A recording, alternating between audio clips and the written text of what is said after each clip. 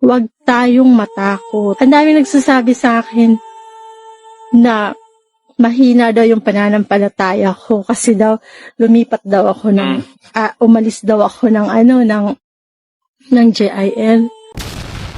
Jesus is Lord o Judas is Lord ni Joel Villanueva. Aba, dumarami na po ang umalis.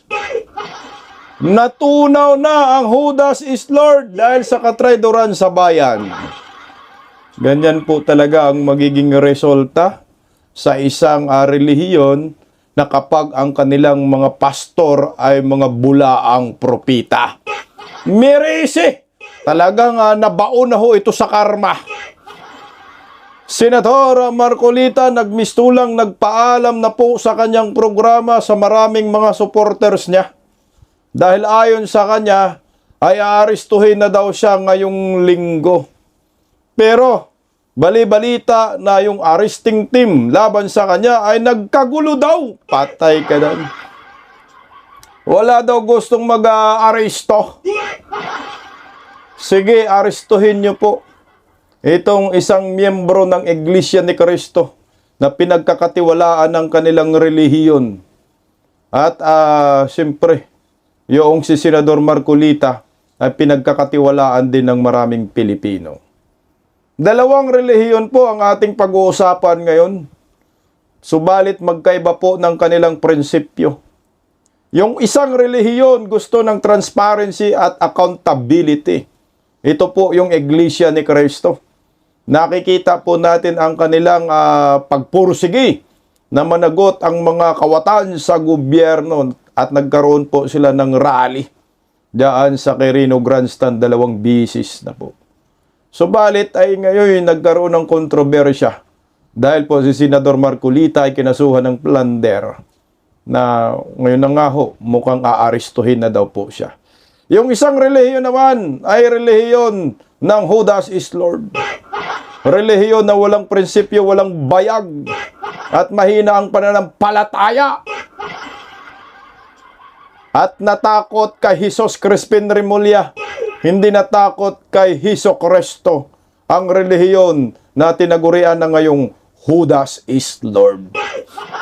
Kaya kayong mga miyembro dyan ng GIL, magsilayasan na kayo dyan. Hindi deserve nila na nasasamahan ninyo na magsamba kayo sa kanilang mga sikta. Yung leader nila, walang kwenta traidor. Magandang tanghali po sa ating lahat. Palike po muna, pa-share, pa-subscribe at pakipindot po ang inyong mga notification bell para lagi po kayong updated sa ating mga video. Unahin na po natin yung isang relihiyon ni Judas is Lord na talagang sagad na po ang karma sa kanilang relihiyon. Marami na pong nag-rant sa social media ng mga miyembro ng GIL. At isa sa pinaka-trending po na rant ay ito. Si Catalia. I think isang OFW po ito, no? Hong Kong ba? Hindi natin alam kasi diyan daw sa Hong Kong maraming miyembro ng GIL. So marami na rin doon pong kumalas. At malalaman daw bukas kung may magsimba pa ba sa kanilang simbahang pike. Ang sabi kasi diyan ni Catalia, paalam GIL, nakakalungkot lang. Isipin na sa ganitong dahilan ko pala lilisanin ang church na ilang dekada ko din kasama. I was baptized since 1999. Sa'yo, Joel Villanueva, bahala ka. Bahala ng Diyos sa'yo. Batid naman natin. Ano ang sinapit ni Judas? Panghuli, mas takot ka pala kay Jesus Remulla kaysa Jesus na dumipa sa'yo sa koros. Yan ang maliwanag dyan. Oh, anyway, highway. Ito talaga yung sasapitin sa isang sikta, sa isang relihiyon na walang paninindigan, na nagmistulang mga bulang propita at walang kwentang mga pananampalataya, mahina. Yung mga sinasabi diyan sa Biblia, hindi sinasadula, hindi ay sinasabuhay. Kumbaga, scam ito, scam. No? Pakinggan po natin yung, I think si Catalia po ito nag-video. Panoorin natin. huwag tayong matakot. Ang dami nagsasabi sa akin na mahina daw yung pananampalataya ko kasi daw lumipat daw ako umalis daw ako ng JIL. Sabihin ko sa inyo, ano ba yung pakiramdam nyo? Bawat pagsamba nyo, punta nyo ng church, makikita nyo yung naghudas Tama. at kumampi doon sa alam nating saan ka ba ng bayan. Anong mararamdaman nyo? And take note, sabi sa Proverbs, nabasa ko yun, bad company corrupts good character. So bakit ka magi-stay doon sa isang place na hindi makakatulong na lumago yung faith mo? Kaya wag yung questionin yung faith ko. Pwede ba? Senator Joel Villanueva, andun na siya sa posisyon niya. Andun lahat ng chance na maipagtanggol niya yung bayan natin laban sa mga kurakot. Pero anong ginawa niya, di ba? Yung ine-expect natin na akala natin ay dahil sobrang kung banggitin, kung gamitin ang Diyos sa mga pananalita niya, sobra-sobra talaga. Parang Diyos ko, Joel Villanueva. Putang ina, nakakahiya nga. Ako sa akin lang sa mga miyembro ng GIL. Umalis na po kayo. Diyan sa relihiyon na yan, hindi po deserve ng Judas is Lord na sasamahan ninyo until kingdom come. Kailangan po ninyong mamili kung ang gusto ninyong mananampalataya kayo sa Diyos. Layasan nyo itong Judas is Lord. Tama naman si Madam. May chance ka na, Joel, para ipagtanggol ang bayan. Pero anong ginawa mo? Sumanib ka pa diyan sa mali-mali tagang. Buti itong mga miyembro ng JL, malawak ang kanilang pag-iisip. Kasi oo nga ho naman, magsisimba ako. So pagsisimba ko, maririnig ko yung busis ng isang traidor sa bayan, Judas. Putsa, di ba ho, tatayuan kayo ng balahibo dyan? Aba, siyempre, hindi ganun ang pananampalataya. Kailangan mananampalataya ka at makikinig ka sa mga nagwawali, nakikinig ka sa nagsasambit ng salita ng Diyos. Kailangan wala kang pag-alinlangan na maniwala sa Kanya. At dapat malinis po ang konsensya at budhi ng isang pastor na nagsalita. Kaysa, putang na ito nagsasalita, alam mo, traidor. Judas. No? Kaya, siyempre, kahit ilang dekada ka na dyan sa simbahan na yan, sa relihiyon na yan, ay sa ginawa ho ngayon ni Joel Villanueva, paniguradong matutunaw po ang mga miyembro nila. Tingnan mo, meron pa pong ito na yata yung pinaka-latest na umalis diyan sa relihiyon ni Judas is Lord. Ito oh. Sabi ng nag-post, tingnan mo, mukhang kasama pa ho ito sa, alam mo yung may mga choir ba yan? May gitara siya eh. Sabi na, naka-uniforme pa ng Jesus is Lord. Salita ng Diyos, kinakain nila eh. Pero hindi pala seryoso. Namimira lang siguro itong hinayupak ng Judas is Lord. Sabi ni Nalin na Lasaga, paalam na GIL. Isa akong worker sa Jesus is Lord dito sa Hong Kong. Marami nga dyan sa Hong Kong. At wala akong pinagsisihan na umalis. Pangbasdayon mo kay magtigi ta. Nabisaya rin pala yun. Alam mo Joel Villanueva, sayang lang, alam mo yun, Diyos ko, nakapundar na kayo ng relihiyon, mahirap gumawa ng relihiyon. May nakinig sa'yo, may naniniwala sa inyo. Pero ano yung ginawa nyo? Sinayang nyo lang. Dahil takot ka makulong. Sumama ka sa mga kawatan, malitagang, alam ng taong bayan yan. Matutunaw talaga kayo. Alam mo naman, karamihan dyan sa miyembro ng Jesus is Lord ay mga Duterte supporters. Kagaya ito, Bisaya rin. Maraming mga didiis pala dyan. Ilan na lang matunaw, ilan na lang matira sa inyo. Kayo na lang tatlo magbubulahan. Kasama asawa mo, tsaka tatay mo. Wala nang maniniwala, ano ba? Kasi ako sa akin lang ako, Katoliko ho ako, Hindi na rin ho ako nga sumisimba ng Katoliko. Maniwala ho kayo sa akin. Paano po ako magsimba dyan sa relihiyon na yan? Eh yung nagsasalita, anak ng kagwang, nakikialam sa politika. Nagrarally, mga anti-Duterte. Putya. Baka mabato ko pa ng durian. No? Ang pare, no? Sim lang din sa kanila. Bakit ba ako manatili dito sa GIL? Isipin mo, worker yan talaga. Pag sinasabi mong worker, mga full-time yan, no? Malaking tulong yan sa, sa relihiyon, sa sikta nila. Hindi na ako mananatili. Talagang lalayas ako dito sa relihiyon na to. Kaya ako sa inyo, mga miyembro ng GIL, sabi ko nga nung nakaraan, maghanap na kayo ng relihiyon. Nalipatan ho ninyo. Kung ayaw nyo sa Katoliko, kasi mga pare din, mga tambaluslos. Mamili kayo sa Iglesia ni Cristo at sa Kingdom of Jesus Christ. Mas nakakahanga pa ang QGC, Bakit? Ayan, nagpa-crucify si Pastor Apollo Sikibuloy sa paratang ng gobyernong nakangiwi ang panga. Ayan dapat ang ginawa mo, Joel Villanueva. Kung alam mo, wala kang kasalanan at kung alam mo, naniniwala ka sa Panginoong sinasamba mo, kung sino man, sige, sabihin, ipakulog niyo ako. Pero hindi nyo matitibag ang aking pananampalataya sa Diyos. Kaya yan, ubos na, tunaw na ang miyembro ng Jesus is Lord. Sabi naman ni Kung Kiko Barsaga, hindi naman ni Kung Kiko talaga, tama lang Kung Kiko na umalis ka na sa kongresista. Hindi pala umalis, na expulsion. Dahil para makabanat ka. Kasi pag ito, sisitahin ka na naman ng kongreso. Malaya ka na, Kiko Barsaga. Sabi ni Kiko, sana wag nyo nang kasuhan si Senator Joel Villanueva.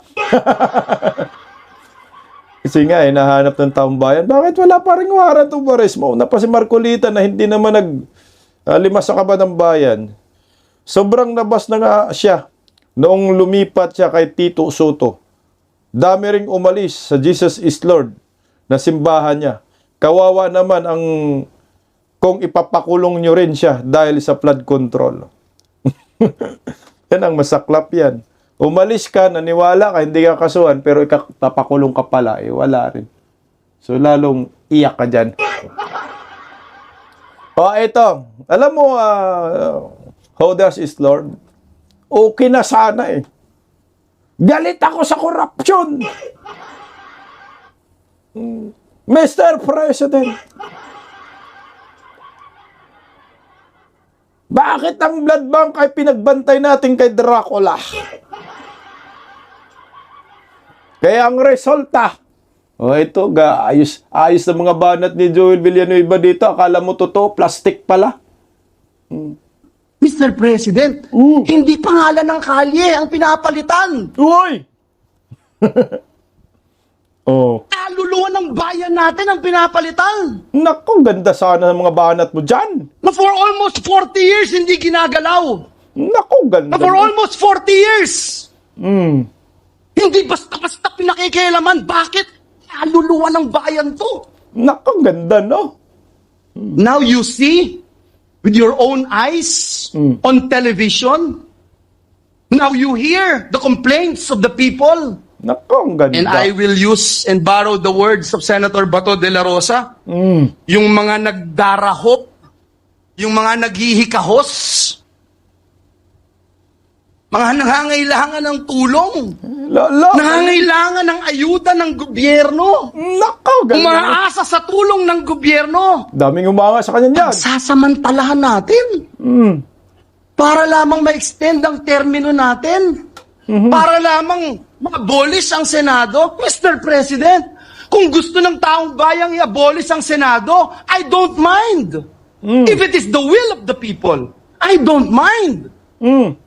Ano mang klaseng gusto ng ating mga kababayan, dalhin man ang ating bayan sa kangkungan, dalhin man ang ating bayan sa impyerno, kung yan ang gusto ng taong bayan, susunod tayo.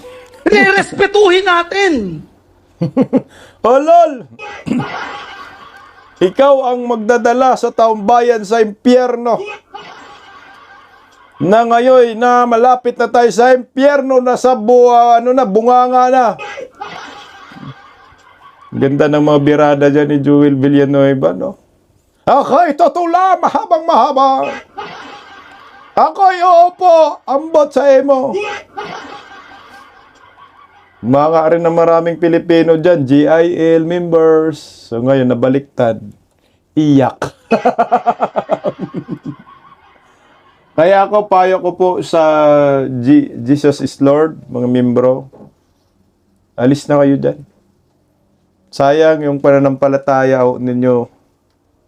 Kahit anong hikayat po sa inyo ng mga pastor ninyo na huwag kayong umalis, puta huwag kayong maniwala dyan. Nagmistula silang alam mo yung kulto. Oo, scam. Kulto kasi nga, ang ganda ng mga sinasabi, word of God lagi, banal na balal ang datingan. Pero ang kanilang mga ginawa, marka demonyo. Kaya, umalis kayo kasi mahawa kayo. Hindi magandang ehemplo yan.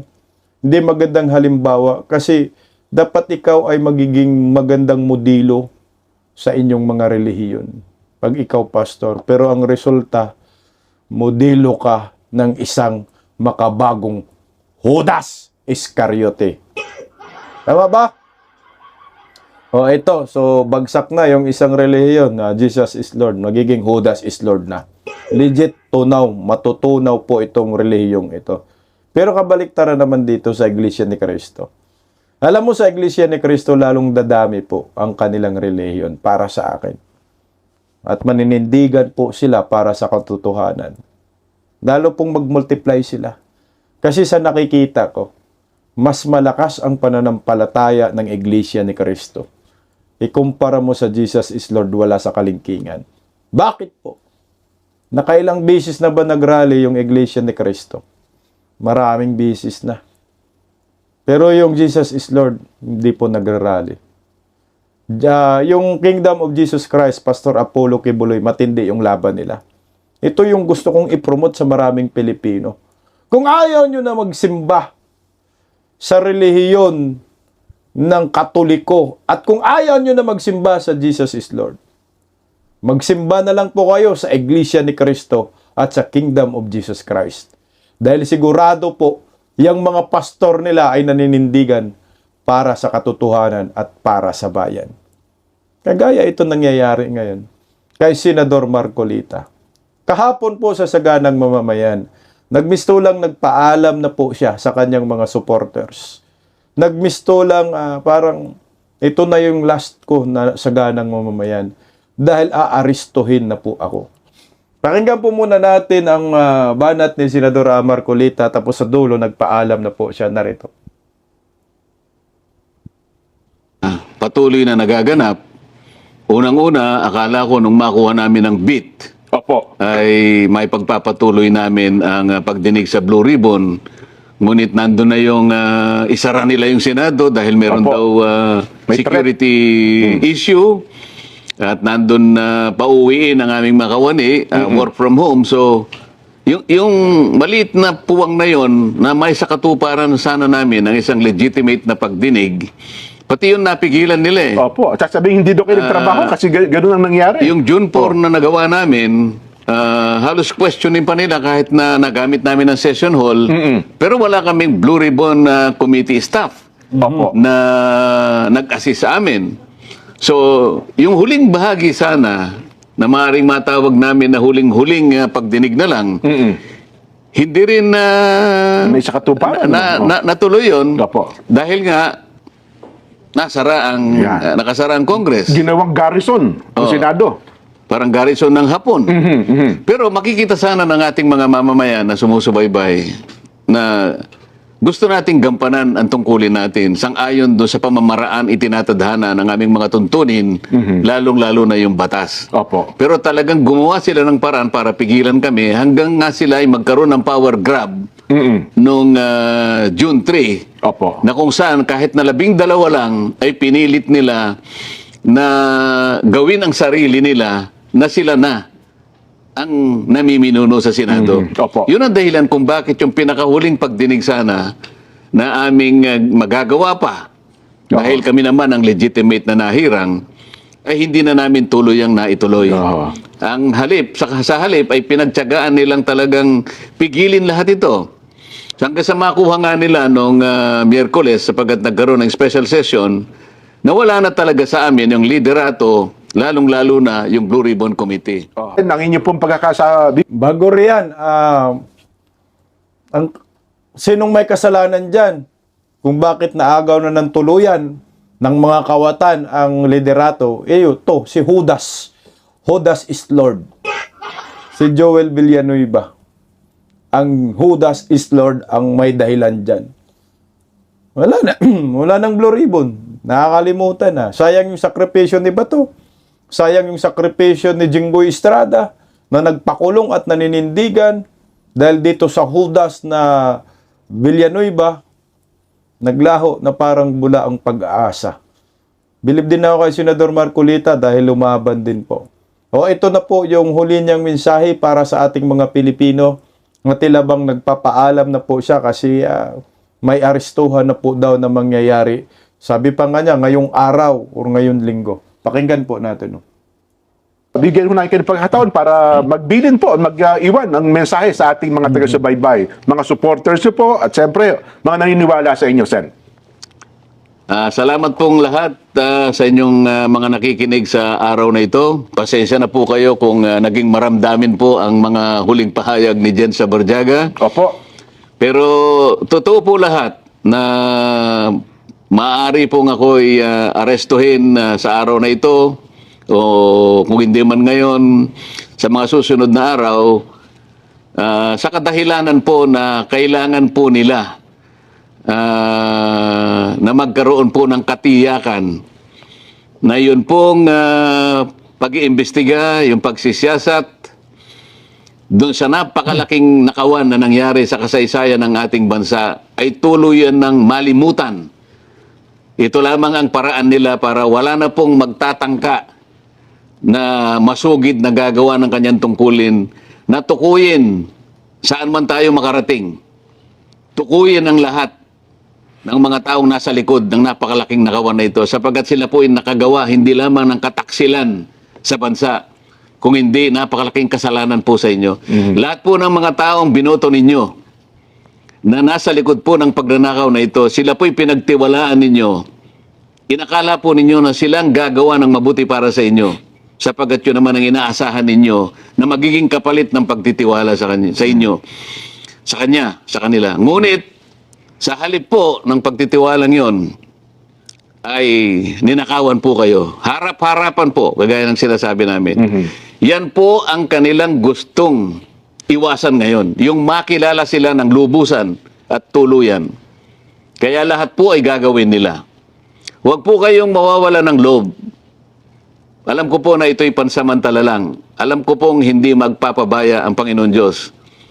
Siya po ang gagawa ng paraan upang malutas po natin ang problemang inaharap ng ating bansa. Pansamantala, dyan lang po kayo. Tibayan po ninyo ang inyong kalooban.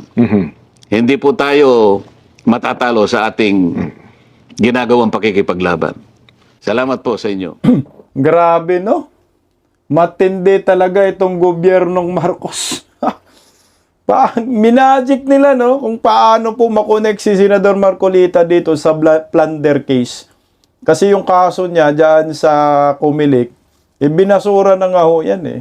Yung mga commissioner, I think unanimous decision, walang basihan yung paglabag di umano sa omnibus election code ni Senador Marcolita. Kaya natapos na yung kaso. At saka tandaan po ninyo, wala pong pera ng bayan na winalda si Senador Marcolita or plinander. Wala po, walang kinurakot eh. Yan po ay pera ng private individual na gustong tumulong sa kanya sa pangangampanya. Anak ng kamuti talaga, bilib na bilib ako dito sa bangag na to.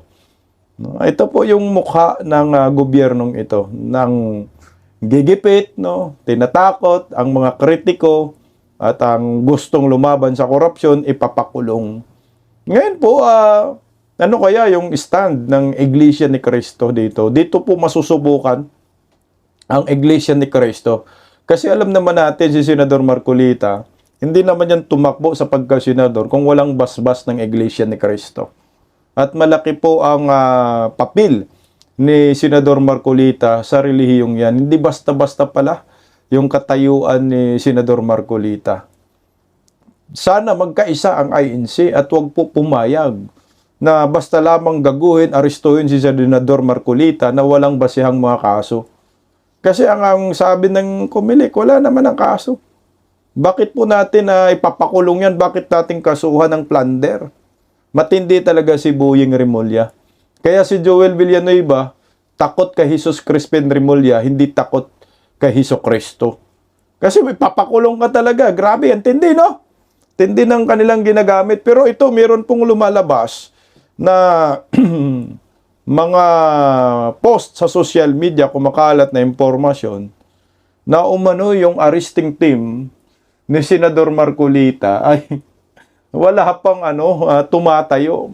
Ayan, galing po yan kay Maximo Asuncion. Di natin alam kung sino to. Iglesia ni Cristo ba to? Latest mula sa Camp Crami, nagkaroon ng tensyon sa command conference ng PNP DILG magkasama.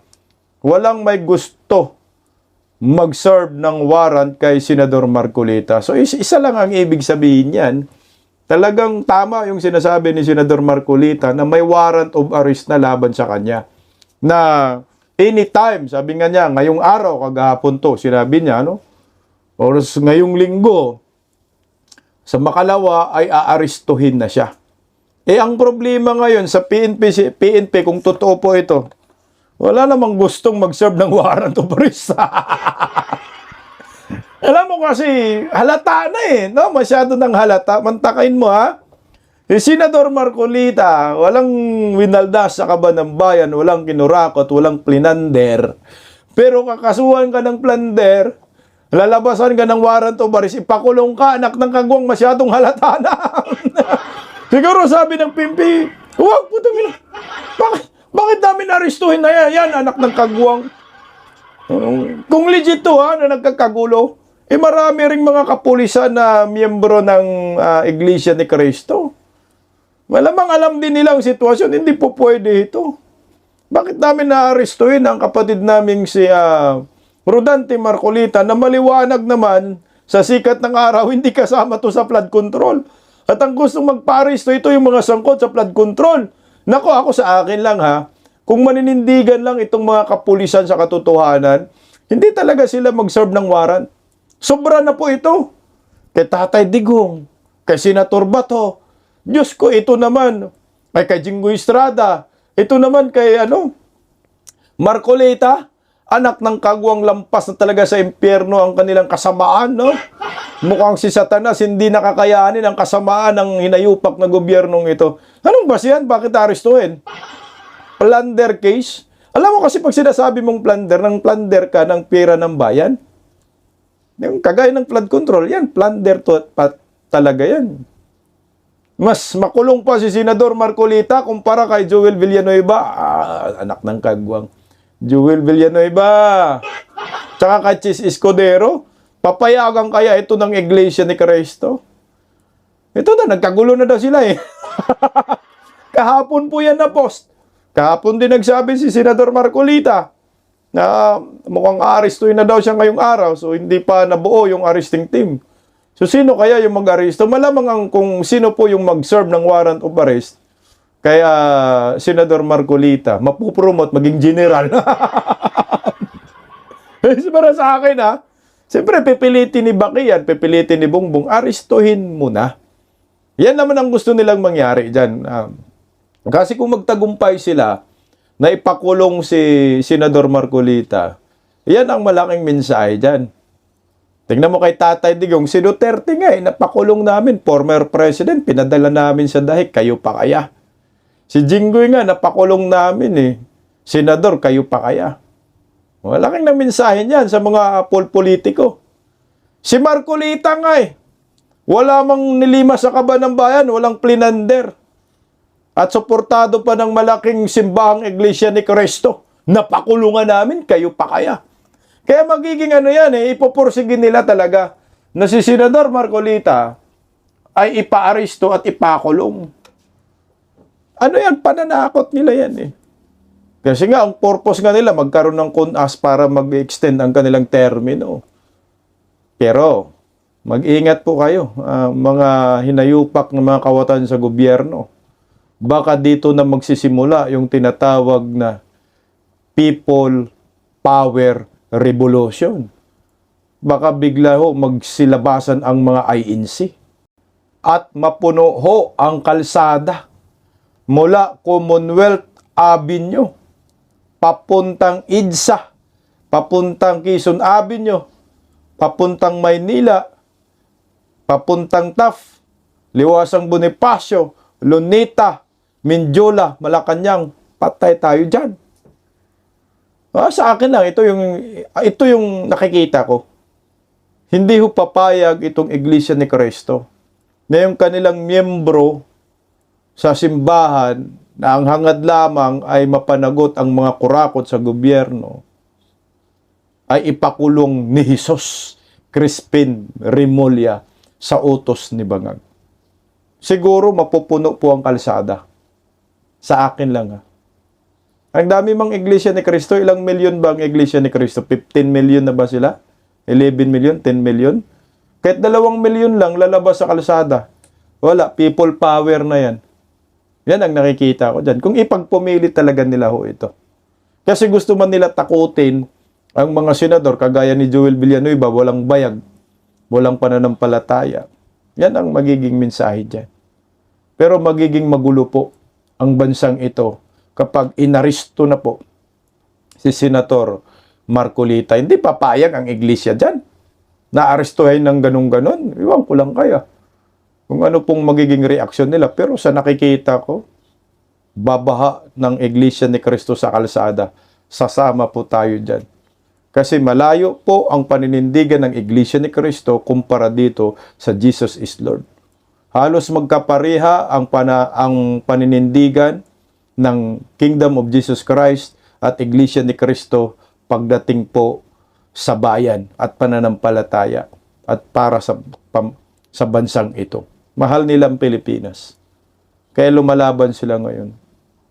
Nauna lang na pinadown ng Kingdom of Jesus Christ.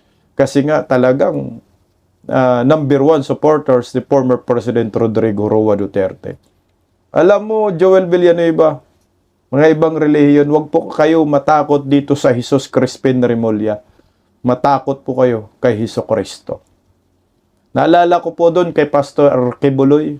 Galing lang po yun sa bunganga ni Boying Remulla. Ang sabi ni Boying, talagang may basihan daw yung kaso ni Pastor Kibuloy. Ayun, nilabasan ng warrant of arrest. Kaya siguro si Joel Villanueva, nung sinabihan, maglabas kami ng warrant of arrest, lutong-luto na yung kaso labang kay Joel Villanueva, natakot na. Pero ito rin kay Senador Marcolita, galing din po sa bunganga ni Remulla, nang sabi na pwedeng kasuhan ng plunder itong si Marcolita. Magpapatulong po siya sa Comelec. Pero sabi ng Comelec, wala na nga ho. Alam niyo po ba kung sino dapat ang imbestigahan ngayon? Si Jesus Crispin Remulla. Mantakin niyo, pumaldo ha. Pati yung asawa niya, ito yun. Sila dapat yung makulong. Pumaldo. Grabing kayamanan ito. Pakinggan natin. Ay, hindi pala yan. Grabe oh. Paldong-paldo si Boying oh. Tumaas ng mahigit 19 milyong piso ang net worth ni Ombudsman Jesus Crispin Remulla at kanyang asawa sa loob ng 3 buwan. Grabe, 3 months sa lang kanyang Statement of Assets, Liabilities, and Net Worth o SALN. Mm. Mula sa mahigit 441 million pesos noong October 2025, umakyat ito sa mahigit 461 million pesos nito December 2025. Tingnan mo naman, salin yan ni Boying ha, hindi pa kasama yung hindi nilista. Boying, 461 million. Net worth ng mag-asawa. Sana all. Paldo. Sa loob lamang ng 3 months. Grabe. Tinaas ang 4.39%. Anak ng kagwang, nagiging 441 million, nagiging 461 million na. Putang ng paldo tong animal na to. Dapat itong makulong, maimbestigahan din. Oh. 5 o katumbas ng 4.39% increase sa kanilang net worth. Tumaas din ng halos 36% ang halaga ng Diyos ko. kanilang real properties. Bumaba naman ng 2.87% ang idineklara nilang personal assets mula sa mahigit 358 million pesos noong October 2025, bumaba ito sa higit 348 million pesos noong December 2025. Hindi naman nagbago ang kanilang idineklarang liabilities. Di ako naniniwala dyan. Tangina mong Boeing, oh. Yan dapat yung ikulong tong mga hinayupak ng mga to. Dapat makarma kayo. Kunti na lang. Kunyari, si Senador Marcolita, ipakulong nila, plunder. So, ilang taon na lang ang paghihirap. 2026, 2027, filing of candidacy na. So, ano na lang, mga 2 years na lang. O, sige, sabi si Jinggoy, kulong nyo na ako ng 2 years. Pag si Inday Sara namin maging presidente, lalaya naman ako. 6 years ako malaya. Kayo naman nagpakulong namin ng 6 years. Kaya after Inday Sara maging presidente, alam naman natin, Duterte pa rin maging presidente. Kaya makukulong talaga tong mga animal na to. Kagaya ng isa na to. Kailangan makulong din to. Okay, nasuhan din pala. Kinasuhan sa Pasay City Prosecutor's Office si Defense Secretary Gilberto Gibo Teodoro ng grupo ng mga abogado at concerned citizens kaugnay ng umano'y irregularidad sa kanyang citizenship records at paggamit ng dayuhang pasaporte. Si Cherry Light sa report! Pinangunahan ni Atty. Russell Miraflor ang pag-ain ng reklamo na kinabibilangan ng perjury, falsification of public documents, grave dishonesty, grave misconduct, at conduct Patay. prejudicial to the best interest of the service. Sa kanilang joint complaint affidavit, hiniling ng mga complainant sa piskalya na magsagawa ng preliminary investigation kaugnay ng umano'y hindi pagkakatugma ng mga record na may kinalaman sa Maltese citizenship at passport ni Defense Secretary Gibo Teodoro. Ayon sa mga dokumentong isinumiti ng grupo, may visa pa umano ang Maltese passport ng kalihim mula December 22, 2016 hanggang December 22, 2026. Lumitaw rin sa mga record na nakapag-apply o nakapag-renew umano siya ng Philippine passport noong March 2017. Iginigiit ng mga complainant na dapat maberipika kung naideklara ng tama ni Teodoro ang kanyang citizenship status at kung nasunod ang lahat ng legal requirements bago siya tumakbo sa Senado noong 2022 elections at bago italagang kalihim ng Department of National Defense noong 2023. Binigyan din ni Miraflor na hindi umano ito isang political attack kundi panawagan para sa masusing pagsusuri ng mga opisyal na record at matiyak ang pagsunod sa batas. This is actually a case. But we want the OCP or Office of the City Prosecutor of Pasay to investigate further so that we can have a real case in Hiniling din ng grupo sa Office of the Solicitor General na pag-aralan kung may batayan para sa pag-ain ng co-warranto case sakaling mapatunayang may kakulangan sa legal na kwalifikasyon ng kalihim sa paghawak ng kanyang posisyon. Samantala una nang nilinaw ng Department of National Defense na matagal nang isinuko ni Teodoro ang kanyang foreign passport bago pa man siya nag-ain ng Certificate of Candidacy para sa 2022 elections. Ayon pa sa DND na ipaalam na rin umano ang usapin ng nasabing pasaporte sa Bureau of Immigration, Commission on Elections at Commission on Appointments bago na kumpirma noon ang kanyang appointment bilang defense chief ng bansa. I am asking for an investigation because as of now we don't have certified copies so that the cases, a case, if any, will have a likely standing point because we cannot rely on certified copies. Para sa Diyos at sa Pilipinas kong mahal, Cherry Light, SMNA News. Dapat ipakulong na rin yan. Dapat ipakulong na yan si Gibo. Ang daming mga kawatan ngayon sa gobyerno, malayang malaya sila. No? Kawawa lang tayong mga Pilipino dahil niluloko lang po tayo. Sila pala dapat ang makulong. Remulla, Gibo, itong mga traidor. Pagta-traidor yan sa bayan, mantakin mo Ikaw, Department of National Defense Secretary, pero multi-citizenship ka. Sarap magmura, no? Wala na, nilulo na tayo ng mga animal na to. Parang wala mga giginawa tayong tanga, no? Mga Pilipino rin, hindi rin nagre-react dito. Buti pa si SMNI, binalita yung mga ganito. Pero yung ibang mainstream media, puta, tahimik. Sila ang dapat makulong.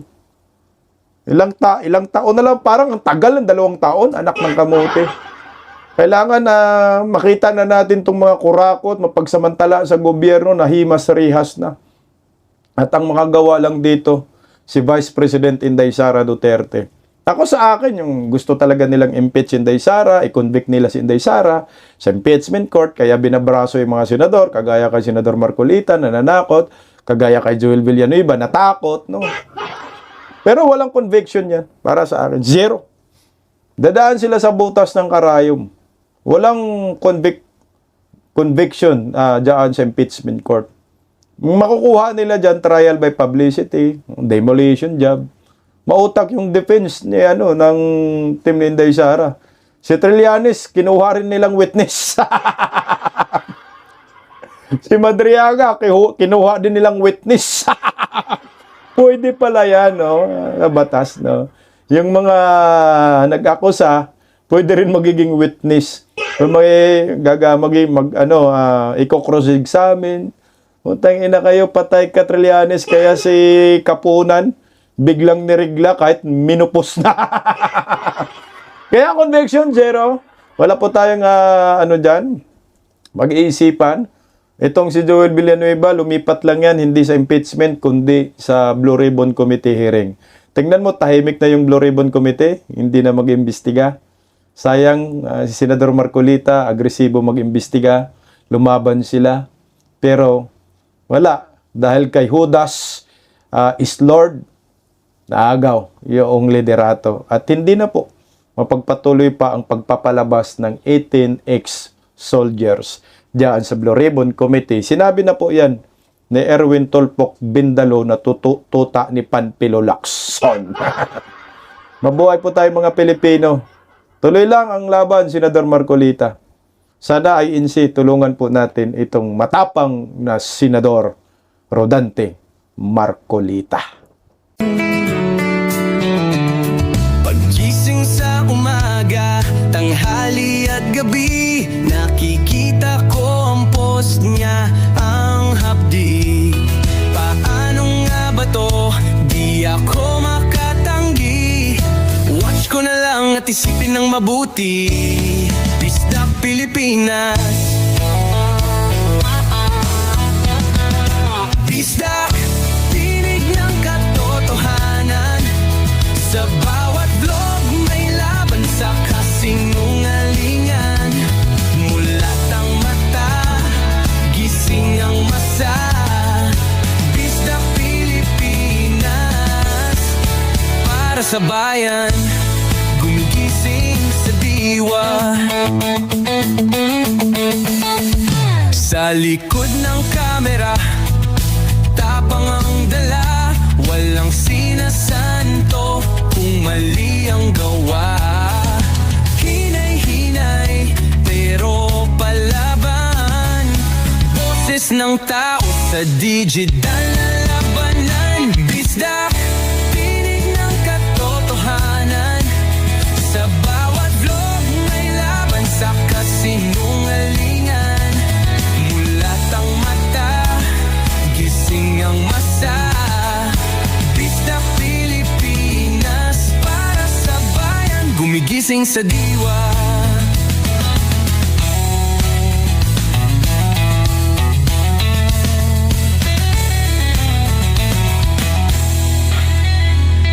Hindi artista, hindi politiko, pero ang katotohanan, sigaw niya ay buo.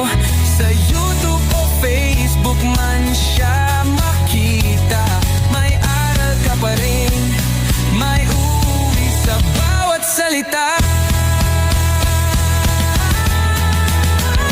Bisdak, gising sa katotohanan, di lang kwento, kundi panawagan. Sa bawat Pilipinong naghahanap ng liwanag, Bisdak Pilipinas, kasama sa pagbangon ng bayan. Bisdak Pilipinas, boses ng masa, gising ang diwa. Sa vlog mo, may pag-asa.